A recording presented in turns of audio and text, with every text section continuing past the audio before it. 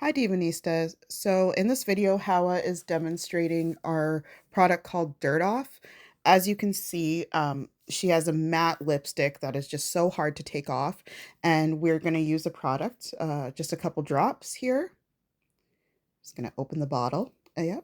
A couple drops, just work it really well, just like you would on your skin. You're going to work it into circles and massage all that dirt and impurities off your skin. This is a 4-in-1 product, so you can use it as your shampoo, your body wash, your oil cleanser, and a makeup remover. It's a powerful product.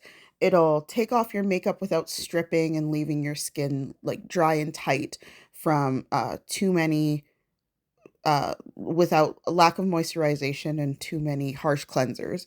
But at the same time, as you can see, it's effective enough to get all that dirt off. So she's just working that product in. As you can see, you really do need to work it into your skin.